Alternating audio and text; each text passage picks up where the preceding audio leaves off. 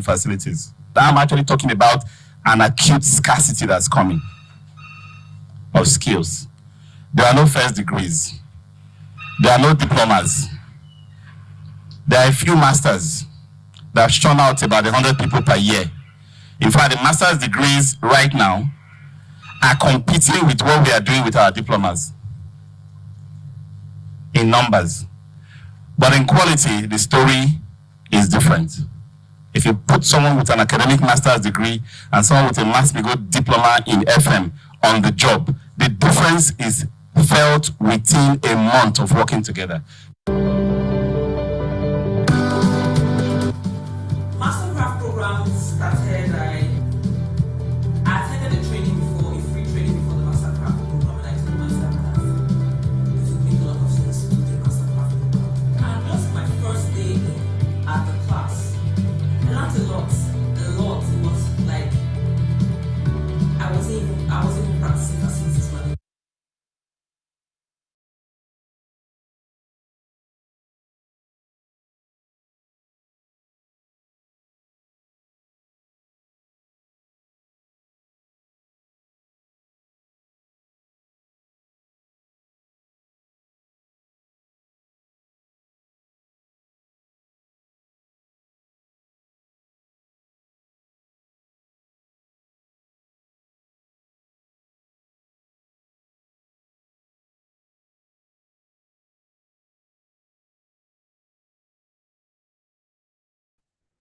Hello, good afternoon, everyone. Welcome to another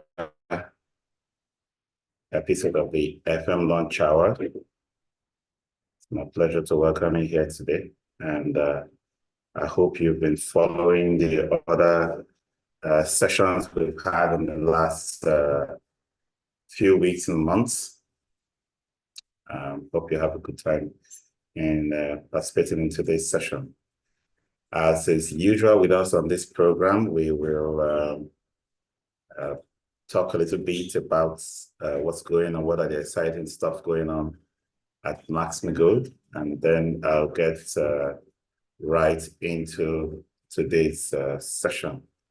My name is Paul Erubami. I'm the MD CEO of Max-Migold Limited, Max-Migold Training Center, where we have a fantastic array of training. We have for so many years, since 2016, 2015 actually, trained facility managers on all of the relevant skills you need to excel in your FM career. And now we have expanded our reach to virtually everybody in the workplace with our Workplace Productivity Series, where we teach leadership, sales, customer service, HR, administration, logistics management, event management, project management, and all of those skills that you need to function in virtually every walk of life that we have now.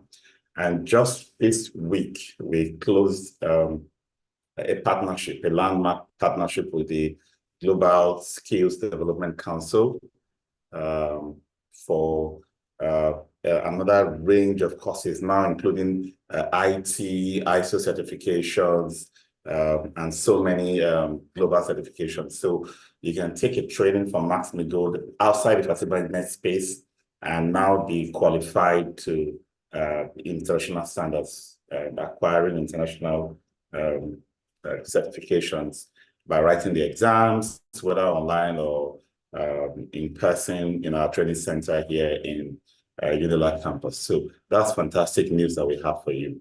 The FMMC 21, the class that just started on Monday, had its first official training session yesterday, the FM Foundations class. Tomorrow we have a second class for the FM career. These are, the early days of the program, and on Saturday we'll have our first physical class.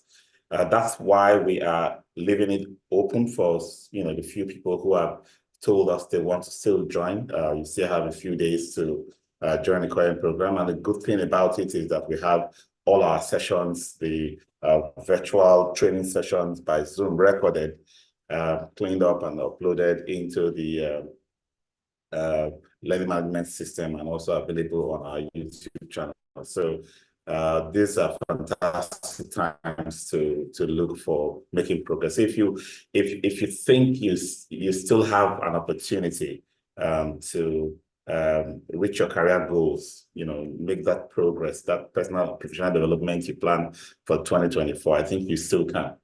The class that we started now is the one that will most likely, with the January class, be able to graduate in December.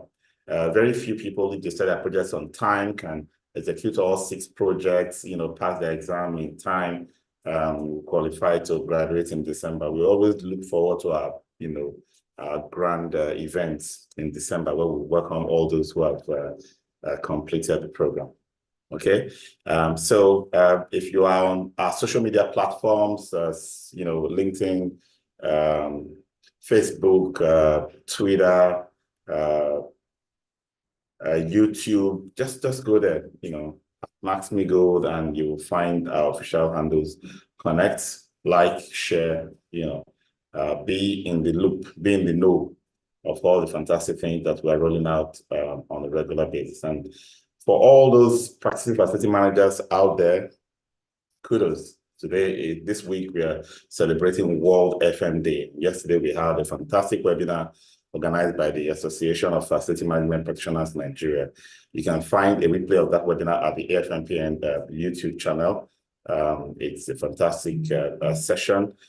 Today, we're having a hangout for facility managers in Lagos at the Unilag campus Max-Migold office, which serves as AFMPN office as well. In Abuja, members of AFMPN in the north are all assembling at Brents and Hammers Estates at Life Camp for a facility tour today.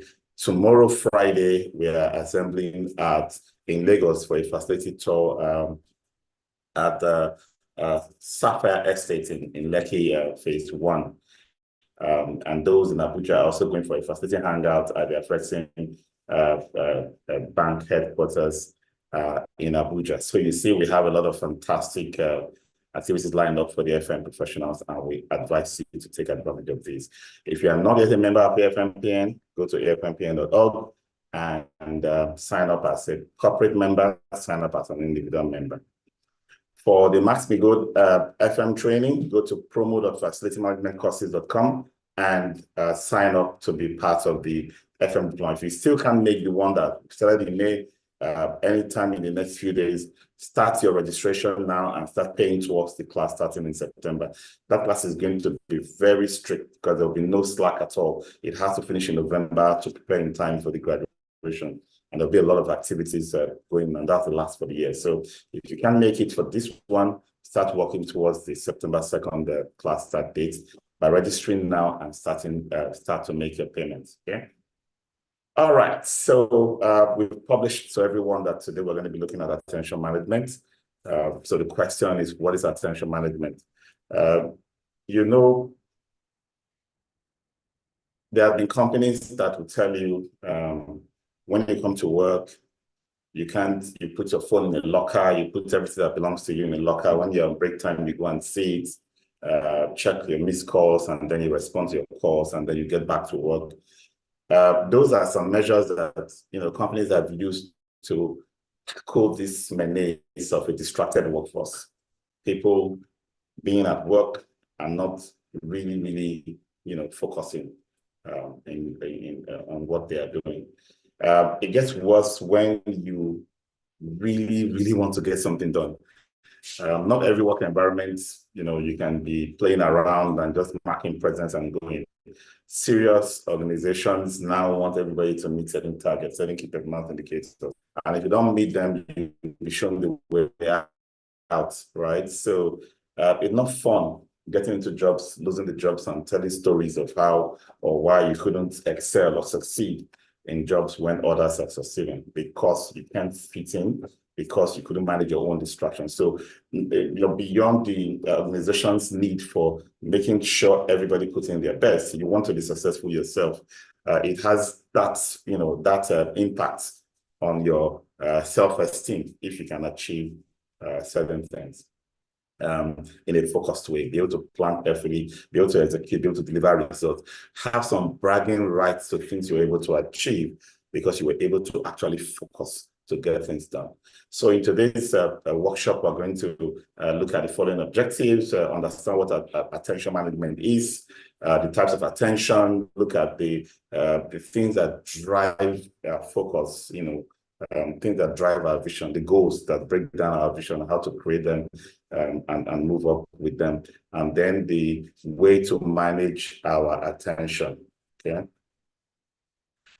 So the fact that people are easily distracted at work, it's a given, right? Even though we want to blame the phone, we want to blame certain other, co-workers, we want to blame all kinds of, put blames everywhere. Distraction is something that we allow happen to us. We allow it to happen. The fact that we are distracted is because we allow it to happen, right? So in essence, we don't give in. We open the door for that distraction. Some distractions are kind of subtle, some are not so obvious, but if you think about what you've been able to do in an 8-hour day, if you're able to pin down what productive time you're able to put into the things you really wanted to do for that day. For some employees, you may find that more than half of your day was spent on things you didn't plan to do, things you didn't think would even happen, trivias, that you can't take pride in the amount of time they take, unwanted interruptions and distraction that steal away your productive time. So there are some of these, pillars of attention that can be intentional, right?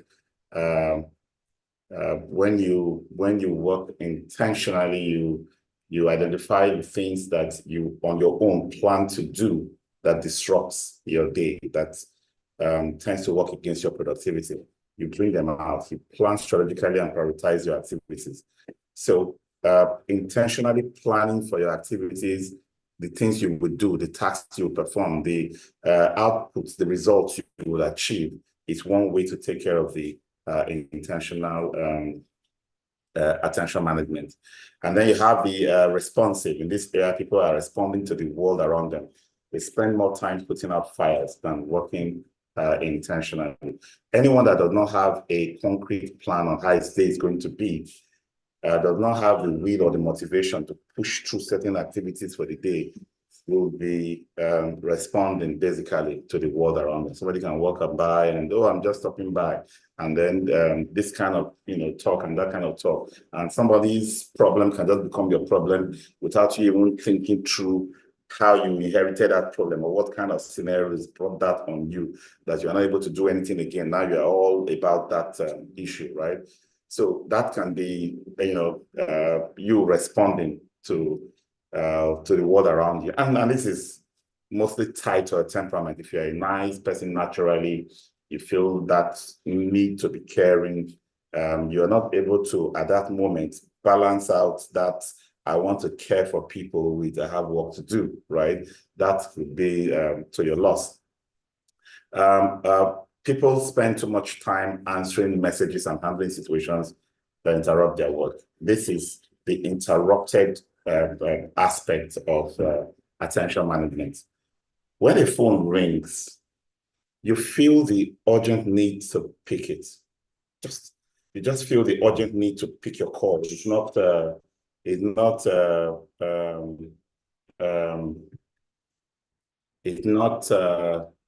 you almost don't think twice about it. It rings, it's urgent. Now, if somebody were to be outside the office, someone you didn't want to see, right? Because it's going to be distracting, you have work to do, and the person says, you know what, if I go to his office unannounced and try to get through his secretary or get through people to see him, he'll probably not attend to me. The person probably won't even bother to come to your office, picks up his phone and dials your number. There is more than 60 to 70% chance that that same person you will not open your door to because it's going to be a distraction. When his call comes through the phone, you will most likely pick it. You will answer it, and interruption happens. So training yourself to consciously miss calls is a productivity hack, right? So the phone is ringing, but you are not going to pick it now. I mean, I'm not talking about busying it or whatever, just keep it on silent and focus on what you're doing. When you are done, spend the extra change to make that call back if you must, all right? And then you have the unproductive, when people waste time at work, yeah? I mean, wasting time is not about taking break. You can take a break. If you take a real break, go for a walk, sit down in a bench, take some breeze, have a chat with a friend. You know what a break is. You time it, right? I have 30-minute break. I have 1 hour break. This is what I'm going to do with my break, right? It's not that I'm working on something and somebody says, hey, come, let's go have a drink, right? It's not break time yet, or I'm not planning on having a drink today. I know what I want to do with today's break, right? This come, let's go have a drink will be an unproductive waste of time, because I'll still have my break according to my plan, but then you've just popped up something that is not part of my plan. So let's be conscious of these areas of attention management. Sometimes people just overthink everything and focus on the wrong ideas.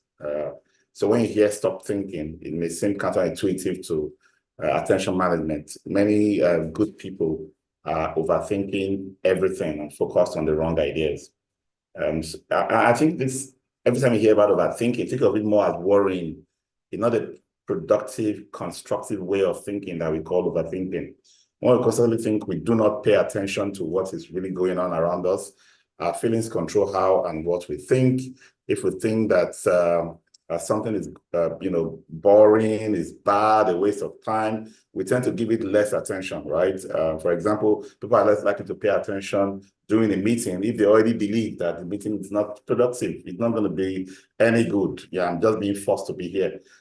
So you are no longer paying attention, not because of what is going on, but because you've already judged it as not good for your time, for your presence, right? So the ability to pay attention allows people to better connect with the world around them, better process their emotions, and organize the way they process cognitively.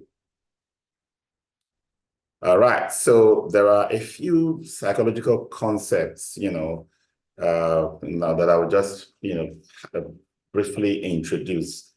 Chinese terms like Mushin, that translates to no mind, concepts used in training for martial arts. Way of understanding this is to call it pure mind. It requires people to reach an absence of conscious thoughts and emotion, which better enables individuals to focus on a task. Meditation is used to reach Mushin, and as a result, have better intuitive skills. What it simply means is you're focused so much that, and this is crazy, but it's real. You can get something done. Everybody can do whatever they want. I can have a difficult proposition to put together. I want to make it as convincing as possible. I want to make it to have all the data. I'm doing all those many researches to come together with the ideas and the numbers I need to put out a proposition. But I know that I'm not going to get it done if I don't completely shut out. There are so many things that will keep popping in my head, trying to make me click on this and click on that. But what this particular Chinese term or concept is talking about is just shutting down everything deliberately, consciously obliterating everything from around you, and focusing exclusively on what you are trying to achieve. And then there are a few others. Simple techniques that may be helpful when handling situation at the office. Let's talk a few of them. Mostly from this, those cultures where they have a lot of meditation, where they have a lot of ability to just get into their own heads and calm themselves down. linking the mind and the body, having a mental feel of every aspect of your body, being conscious about every impulse that you are receiving, that the air is blowing on you, you're able to feel it, that you're feeling scratchy somewhere, you mental control by analyzing everything that happens around the body. So they call them the harmonies, right? 6 harmonies they use in various martial arts, various mind games and psychological experiments, basically to get better. I won't be spending too much time on those, but let's try to look at the different types of attention that we use to function in everyday life and talk about them a little bit. Let's talk about focused attention, what most people would define as paying attention. This is attention. Get something done, refocus, get your mind into it and do it. It's a concentration on a single task and excludes everything else. Can be done while studying or working on a project. Focused attention is difficult to maintain because it's not a natural human state, right? Human beings by nature have an active mind. The mind is like a stage. There are so many players on this stage, and each one is trying to grab your attention, right? So it's not natural for us to be in a state of focused attention, right? We always have so many things hitting us at the same time. And then sustained attention, when you are able to pull yourself into a particular focus, staying in that state is also difficult because everything else is pulling you out. That's the whole idea, right? So 3 stages of sustained attention. The first one is how you got in there, the grab attention. The next one is keep attention. And then a point where you now need to say, I'm done with this focus. I need to switch my attention to something else. These are levels of consciousness that makes you more productive. Sometimes we talk about productivity and we talk about to-do lists, we talk about tech tools like planners and the rest that helps us. But if you don't have a way of controlling your mind, a way of being able to manage how your mind works, you will still struggle, even with all those tools, with all the things we're going to be talking about, journaling, setting times for this and that, having goals that are, following the SMART rules, and all of those things we're going to talk about. You still have to be the one to decide that if I have these tools and this technology in place, I will follow them, I will use them, right? So that's why training of the mind, using some of these techniques are even more powerful than the tools that we have. All right. Selective attention is, when, you try to pay attention to multiple ideas. Yeah, you're having a conversation in a crowded restaurant. Many sounds are hitting you from everywhere, but you are trying to filter them out so you can have a decent conversation, right? The ability to filter out background noise and focus on one object or message is what we talk about when we say you're having selective attention. You're actually trying to pay attention to what's important in the midst of all that noise. And then occasionally people need to perform 2 tasks, that require different cognitive abilities at the same time, right? So you need to be able to, have this alternating attention. I find this as one of the hardest things, really, because think about it. We are, by nature, our minds, our brains are wired to do one thing at a time. So there's always going to be one dominating attention focus, beyond, over and above the other, right? So if you are doing alternating attention, what we say this is what we call multitasking, right? I should be able to multitask, seamlessly. It's not very easy. There's always one that's going to suffer for the other if you are trying to do that, okay? CEOs guide the direction of their companies. The attention of a CEO or managing director will determine the attention management of the organization. So if a CEO must focus, himself, to be able to focus the employees in ways to drive business and move the company to the right direction, right? So You know, if you have employees, people who work for you, who are very distracted, you definitely have the challenge or dilemma of sifting through that kind of crowd, because you want people who really can get things done.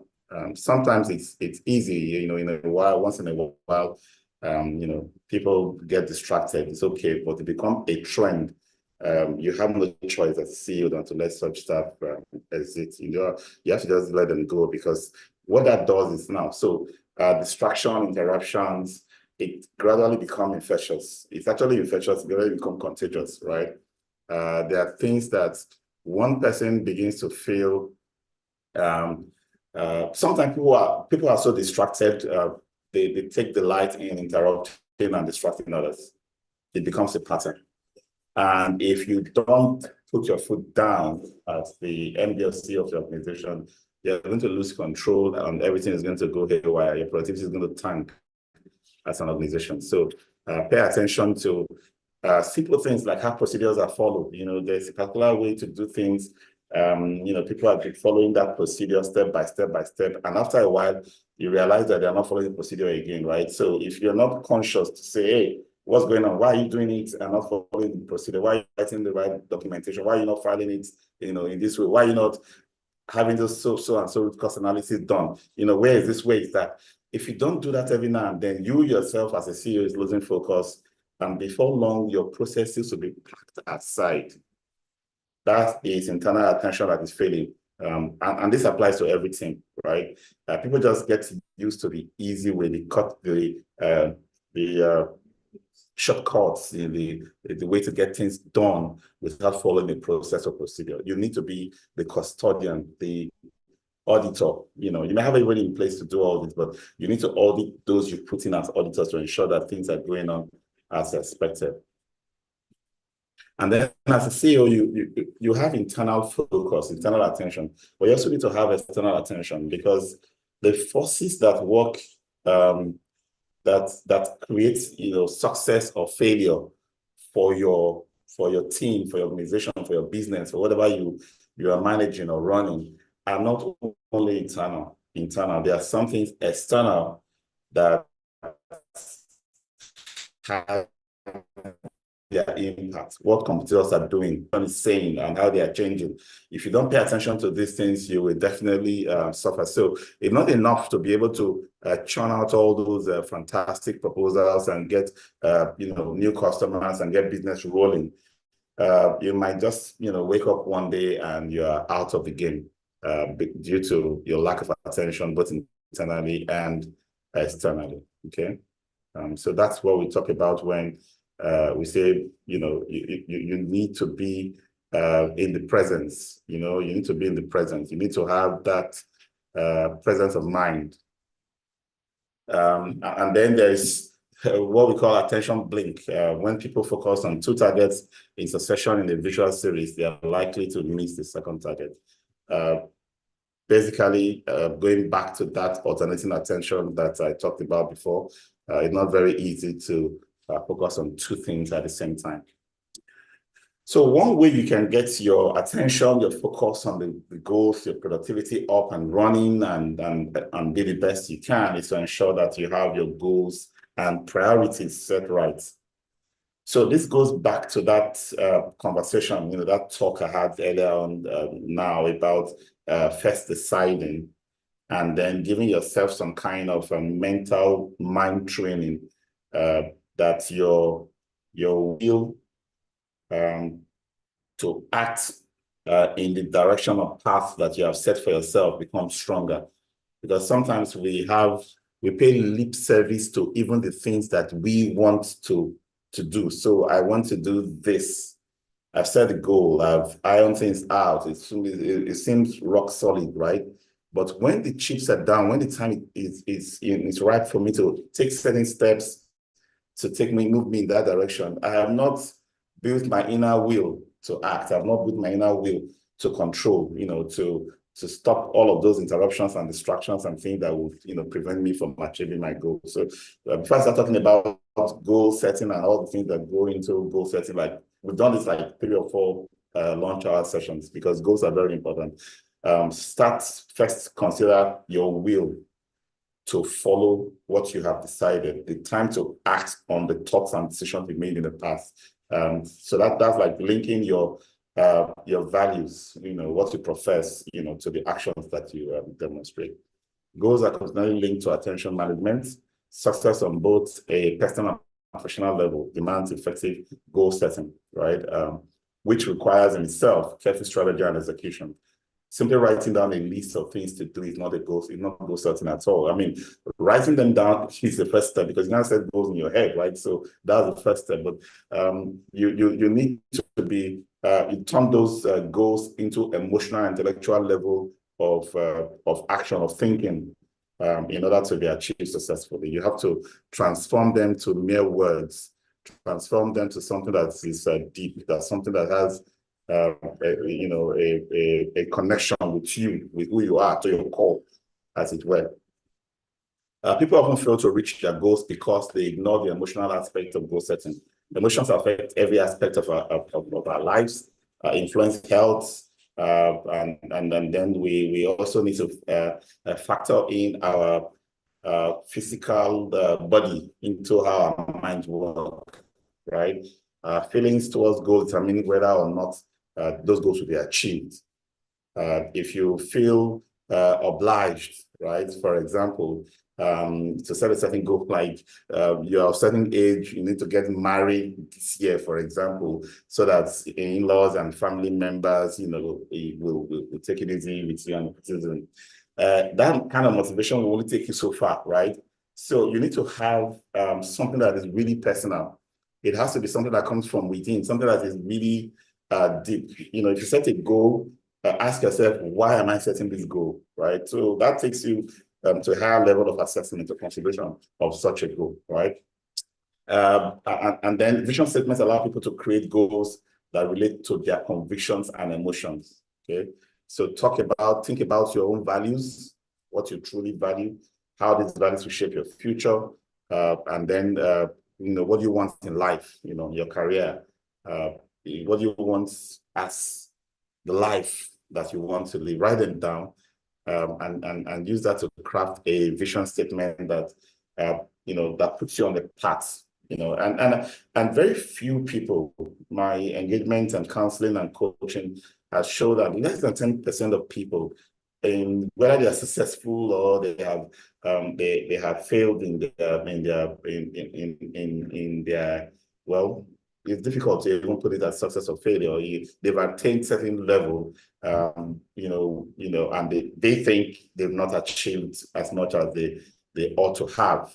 For example, very few in that category of failure in parentheses actually made any plans. They never had a clear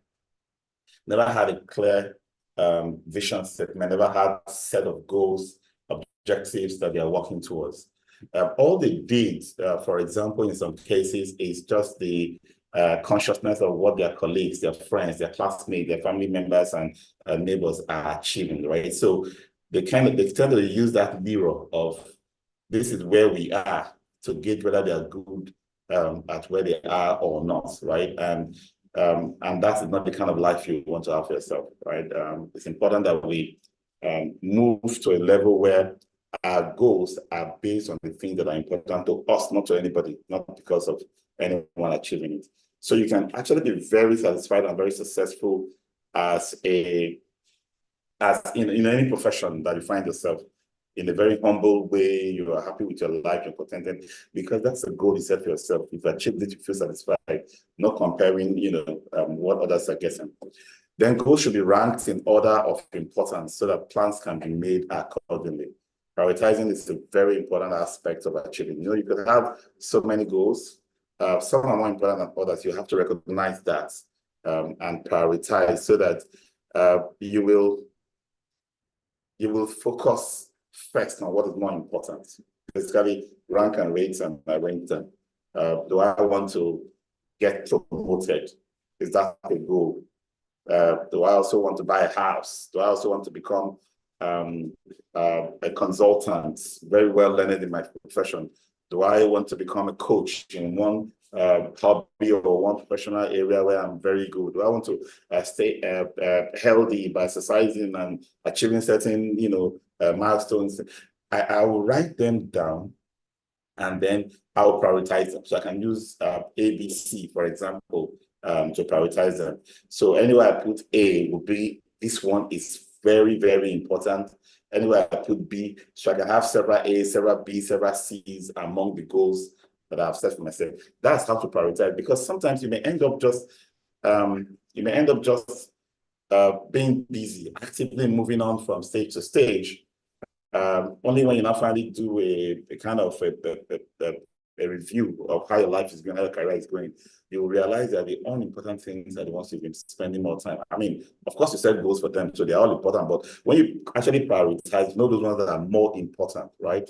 You don't want to wake up and realize you spend all your time and effort and resources achieving the less important, right? So not non-important, but at least there are some that are less important than others.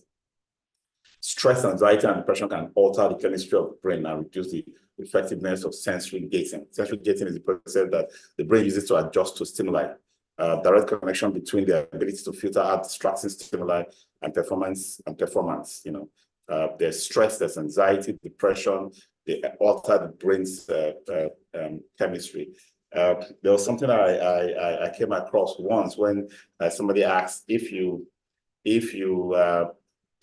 were going to be sentenced by a judge, right? And the question was, make a very good argument, get the best defense lawyer to give you a very good argument, and so that the judge can be convinced.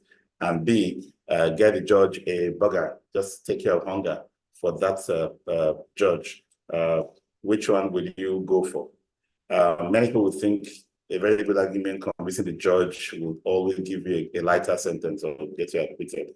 But the truth of science is that when the judge is hungry, no matter the arguments that are being made in front of the judge, no matter the sense you are making, the judge is hungry, the judge is tired, the judge is anxious. You are definitely going to get a very bad judgment, right? So what does this mean? The kind of feeling that our bodies have affects our minds and how it thinks and takes decisions. So stress, not sleeping well, not eating well, not exercising. You may think that you are deciding well, right? You may think you have control over your mind and you are rationally thinking through things, but when any of this stress and tiredness gets into you, be rest assured, ladies and gentlemen, your decisions are all faulty at that time. So think about making important decisions in your life, your career. If somebody offers you a job and you're thinking, well, to accept it or to reject it, make sure you don't make that decision in stressful conditions, hunger, lack of sleep, fatigue, or anything. You're trying to decide who to marry, for example. Make sure you don't take that decision under any kind of stimuli that you don't have control over, So that's very important for everyone making decisions, because those decisions will have repercussions, right? Everything's going to have repercussions. Each brainwave connected to specific activities such as sleep, attention, meditation, hypnosis, music, and relaxation. So some of these have been psychologically proven to affect mood, affect decision-making, affect your level of focus and concentration. So meditation is one way. There have been a lot out there about meditation. I won't bore you with those complex meditation details. There are quite a lot of materials. I would advise you.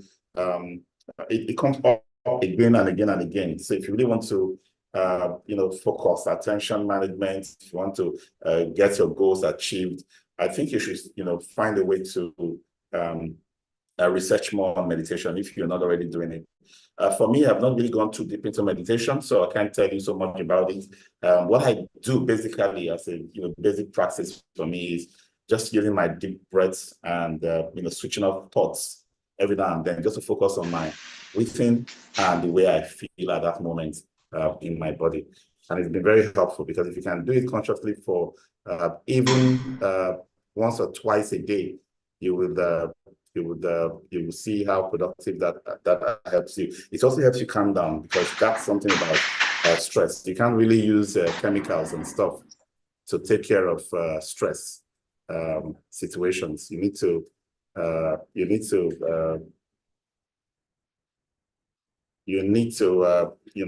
mentally enrich the oxygen level in your blood, and that helps to keep your brain functioning. So I'm going to slide through some of these meditation techniques. If you want the full content of those items, come into our training management system, go to facilitimanagementcourses.com, and you'll see all of these courses there, about 150 courses that I'm using in all of these sessions every Thursday. You can buy them for as little as 20,000 naira. You study them, do all the practices, do the quizzes, get your certificate downloaded online. So that's something we have. The topics are a very wide range, and these are things that once you begin to show your employer that you are becoming more mature in the way you manage yourself and manage your work and your teamwork and your leadership style, because of the certification you're acquiring from Max-Migold, you'll definitely get those raises and promotions you need. If you go for interviews, you find out that employers are more interested now in your total self, your total self, the way you think, the way you reason and take decisions, because that's even more important than the technical abilities. And this is what these courses that we make available to you at very, very cheap rates, as online courses will do for you. So just head to facilitimanagementcourses.com and make a selection of courses that will help you get better. Okay, so visualization is a habit of creating a mental picture of a goal and believing that it will happen. Positive thinking leads to positive results, right? Successful people in their field, in their activities, in their businesses, in their lives, use visualization techniques. It's just about being able to see that you have succeeded. And one person that right from time, I already know where I'll be, in 5 years, in 10 years, 20 years, 30 years, 30 years ago, being able to look ahead and say, if I do this, I'll be here. If I do this, I'll be here. And then because of that ability to visualize it, I'm never sad about any of the occurrences. For example, there are certain things that come my way, and I say, okay, let me just dabble and see if I can add that, right? And if it doesn't work, I'm not sad, because the vision I've created, the goals I've set, the plans I've had to where I am, I've already achieved. In fact, I've already overachieved, to that extent. So that's why it's good to have clear goals and clear plans. So you choose your goal. You need to ensure that the goal is specific. We talked about all of that smart goal setting approaches in our other sessions. And then you focus on creating mental images of that goal being achieved, right? So if you're in the shop floor in an organization, your goal is to become the general manager at maybe in 2 years or 3 years or 5 years time, right? Take time to think about you as general manager. Visualize the office of general manager. Visualize the kind of decision the general manager has to take, and see yourself taking those decisions. And then begin to accept that these things are possible for you, right? So, I mean, this is something that if you start practicing with most of the goals that you have set, the most important ones, you'll see them beginning to happen, because your mind's already prepared for success. When you have too many negative thoughts about certain goals, is it possible? Why am I even setting these goals? I can't get it done. You are already knocking yourself out of the possibility of achieving them. All right. So that's what we're talking about here. So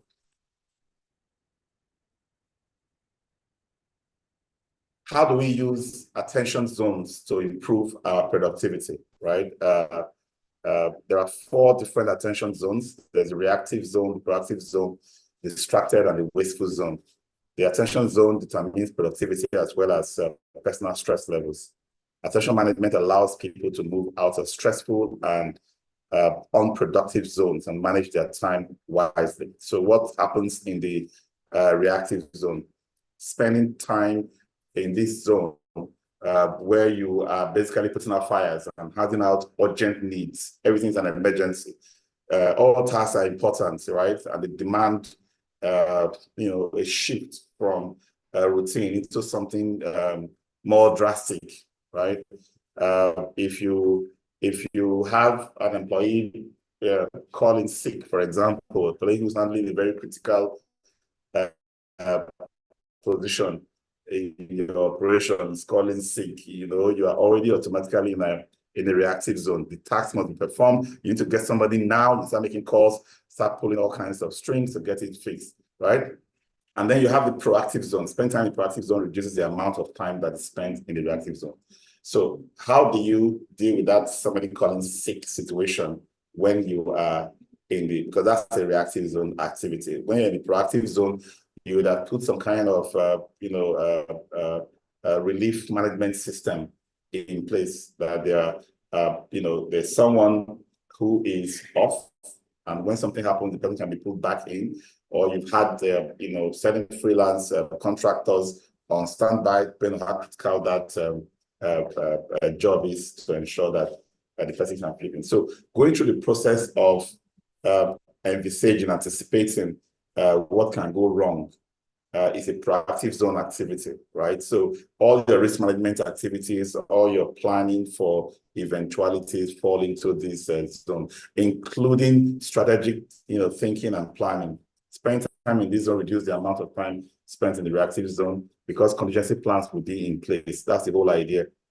This zone maintains relationships, budget systems, personal well-being, and so on and so forth. When an employer tells you, all of you have to use the gym, for example, all of you have to eat a meal, all of you have to sleep well, they're all part of the proactive zone activities, because don't do those things one day or the other, critical activities are going to come out, people turning inability to come up to work because they are ill. When somebody is ill, you can't do anything about it. The person is ill, you can't force them to come and work, right? But you could be able to prevent or reduce that likelihood if you stay in the proactive zone and start thinking of ways to improve the well-being of the team that you manage. The distracted zone takes up far too much time. Things in this zone might seem urgent, but may not be important, because most activities you perform in the distracted zone are not important. When other people monopolize your attention, your email pop up, you open it, your phone rings, you have to answer it. It's a very terrible life to live, right? So know when to respond to your emails. When an email comes in, it's not immediately you open it. In fact, it's a very bad habit to always open the email the moment it lands. A very, very bad habit. So turn off the alerts, set up the time you go for the email to go and check. If somebody sends you an email an hour ago, the person is not yet freaking out that you did not respond to the email. No, the person is not freaking out in an hour, even 2 hours, because that's the idea. They know that it takes you're not supposed to be there. That's why when somebody tells me, "Well, I've sent you a message," it's because the person knows that he needs me to read the message. He tries to use another means like calling or something to say, "I sent you a message."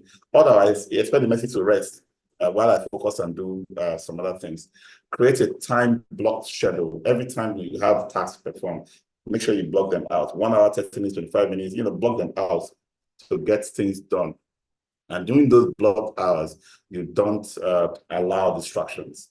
And then set boundaries. Stick to your schedule and do not allow people to draw you away unless there's a real emergency. And my experience is that there's hardly a real emergency. That's the truth. People just call everything that is inconvenient an emergency. So you want to stay away from the this wasteful zone. So you schedule time for personal care, self-care, right? Time to relax, to exercise, to meditate, to just basically do all the things that that helps you be you, schedule the time, and limit, temptation. Like internet. Internet is horrible. It's just horrible. A phone with internet, a device with internet can just get you crazed into 18 hours straight of not taking your eyes off. And sometimes you don't even know why you are on it. You're just browsing. It's like those days of TV, those days where you come back from work, you sit down in front of your TV, and then you watch Omo adverts, you watch Lux adverts, you watch Parazon adverts, you watch toothpaste adverts. You just keep watching those things for like 30 minutes, and then they will bring one news item, and then they will bring one play, they will bring one documentary. You just sit down there. You don't even know why you're in front of the TV, right? And in some homes, it's almost like, oh, they're not at home if the TV is off. So those are the kind of things that have kept productivity for years. Now we are back. We probably try to handle that TV menace now, right? So people go to TVs now when it's time to watch TV. They have a reason for going to TV, but being on the internet, 99% of people don't know why they're on the internet every time they're on the internet. So that's a real productivity killer. It's a destroyer of attention. We should ask ourselves every time, if I pick up my phone to do something on the internet, there's something I want to go search for. There's something I want to go do. Once I'm done, maybe it's a news item, maybe it's some kind of research or a question about this or that. Once I'm done, I put that away, Okay, so we've talked about goals already. I'm just going to move on to some things that should make goals meaningful. It has to be positive. Write your goals in the positive light, not in the negative. So don't say stop watching too much TV or stop browsing the internet unnecessarily, right? Change it to something that is more positive, right? Become more productive, for example. They help you. So you instead of stop being unproductive, right? Becoming more productive. That one, they're both the same thing, right? But one is positive and the other is negative. Your goals must also be personal, right? They need to they need to connect to you at an emotional level, at the level of your value, what principles make you. And then we talked about visualization. Your goals must be something that can be achieved. So attainable goals, they're part of the smart way.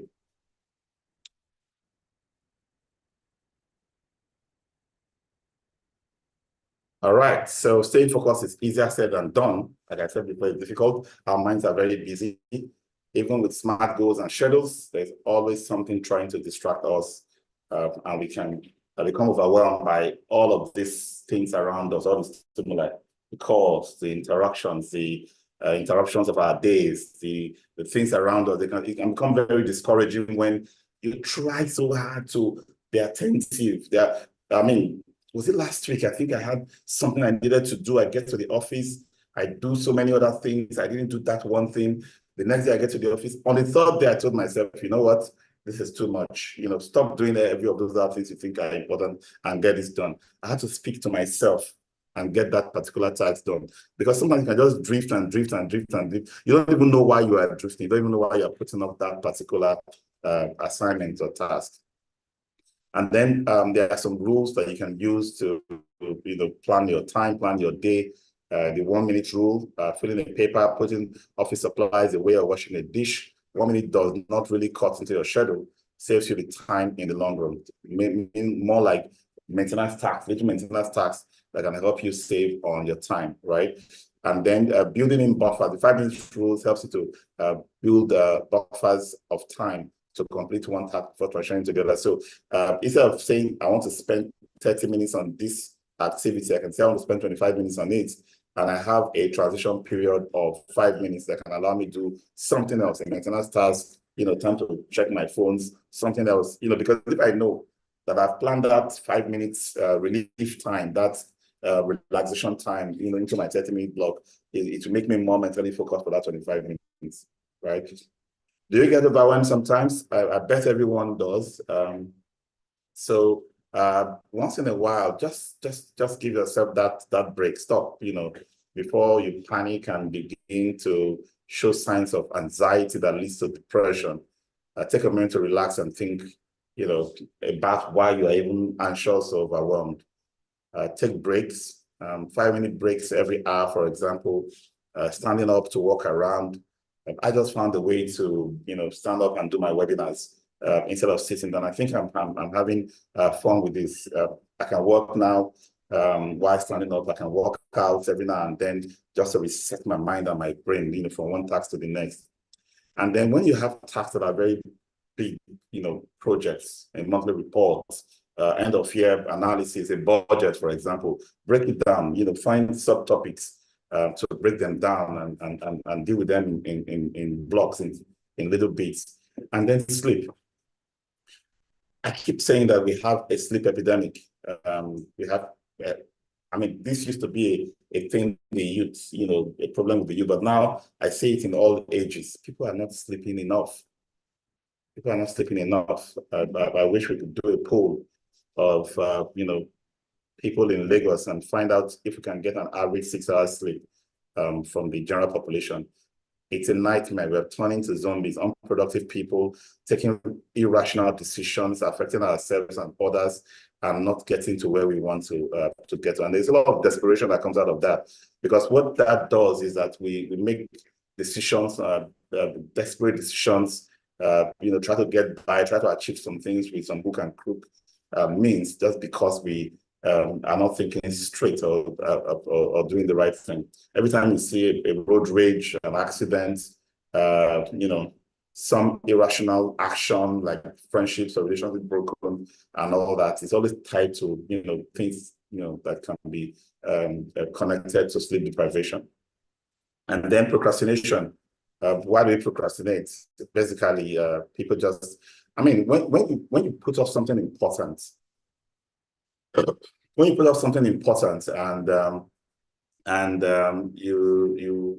fill the time with other things, you might think that those other things are important at that moment, until you look back again and try to take an analysis of what had just happened and realize that you wasted that time. All right. So what can help us to identify why we procrastinate and how we can overcome it? Stress. We talked about stress already. Being stressed and exhausted triggers a flight or fight response, which reduces logical thinking and increases the chance of procrastination. And then there is fear. Stress can also be tied to that sleep I talked about a second ago. And then there's fear, both fear of failure and fear of success result in procrastination. This is a weird proposition, really, because fear of failure and fear of success are supposed to be on two ends of a pole, and yet they can both result in procrastination. And then boredom. Some people naturally just delay gratification better than others. When we are bored, the desire for immediate gratification increases. Yeah, that's very true. So how do we overcome procrastination? A task that's not important, delete it. You've considered it, you've tried to do it, you're delaying and delaying. You know what, just shut it down. We're not doing that project again. The ones that need to be delegated, if it's still important, someone else can do it. Of course, let it go, let someone else do it. Pay for it, right? And then the one that's so important that you think you have to do yourself, do it now. Postponing an important task that needs to be done only creates feelings of anxiety and stress. Do it as early in the day as you can. This is a very good advice, right? Ask for advice. Sometimes it's because you don't know so well how to do it that you're procrastinating. So ask for advice. When you know what to do, don't try to do it in one block. Chop it up into bits and take them one step at a time. So you know that I've done step 1 of 9, right? So I've done something towards that goal or that job. And then use some of the rules we've talked about, the 5-minute rule, the 1-minute rule, to break down, consider what you're doing. And then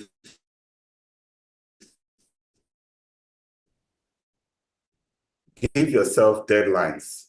And then when you meet a deadline, when you meet a bit of work that you plan for yourself, give yourself a reward, a treat. Have some of those nuts. For me, it's nuts, really. Some people will have chocolate bars and stuff. Some will give themselves a drink, a beer or something, right? Whatever it is that gives you that satisfaction that, oh, I've accomplished something, I can give myself a treat. Plan it into the design of how you control your productivity. And then remove distractions. You need to establish a positive working environment that is conducive to getting your work done. Remove any distraction. And if it has to be the phones going on silent or being away from you altogether, take it off. Eat that frog. If the first thing you do each morning is to eat a live frog, you can go through the day with the satisfaction of knowing that it is probably the worst thing that is going to happen to you all day long. So do the most difficult things as early as possible, and then prioritize the use of your time. Always think about how you prioritize your time. The 80-20 rule is one way to manage that process. 80% of our success comes from only 20% of our actions, right? So what do I want to do with this? I want to ensure that I focus on the 20% of my action that will give me 80% of my result, and not focus on the 80% of my actions that gives me 20% of my success. That changes everything. But of course, you cannot do that unless you actually know what actions are bringing what results for you. And then the urgent important metrics, it's a grid. You need to draw that grid. On the horizontal, on the vertical, you have the urgent axis, and then on the horizontal, you have the important axis. And you cut that into 4 quadrants. So you have the urgent and unimportant. You have the not urgent and unimportant. You have the urgent and important, and then you have the not urgent and important, right? So that's the 4 grid. So where do you want to focus? Urgent and important activities in the area related to dealing with critical issues as they arise and meeting significant commitments. Perform these ones now, the urgent and important tasks. The urgent but not, the important but not urgent are success-oriented tasks critical to achieving goals. Plan to do these tasks next. Then you have the urgent but not important. These chores do not move you forward towards your own goals. Manage by delaying them, cutting them out completely, rejecting requests from others, or postponing other chores that are not so important. Not urgent and not important are trivial interruptions. They are just distractions. They should be avoided if possible. However, be careful not to mislabel things like time with family and recreational activities as not important. Avoid these distractions altogether. So that's how that grid works. And on the final note, it's important to talk to yourself as often as possible, right? So that you are conscious when you're making decisions on how to knock things off, accept things, do things for others. When you make a decision to say no or to say yes, it is actually you making that decision because you've convinced yourself. All right, and then finally, try to use journaling. I have abandoned journaling for some time now. I think it's something that I need to get back on as well. Being able to take notes of your activities, track what is working and what's not working, and just keep a personal journal. Keep it positive, really, because if you start journaling on the negative around you, it will only cause more depression for you. So that's our knowledge sharing for today. I hope you had a good time listening. If you have questions, this will be the time to ask it. We can have 1 or 2 live if your hand goes up, but we can have a lot more questions in the Facility Management WhatsApp group. If you're on YouTube and you are here in this Zoom class, please use the link. I believe the link should be on the chat. We do that every time we have any session. Join the WhatsApp group now. It's called the Max-Migold Facility Management Training Group, so that you can ask questions about any of the topics we discuss on a weekly basis from these launch hour sessions. These sessions are going to be available on our social media. If you go to our YouTube link, our Facebook, and our LinkedIn, my LinkedIn pages, profile pages, you will see all of the sessions I have done in the launch hour, and you can, take a peek and listen through and get inspired. So until I reach you again next week, it's bye-bye for now.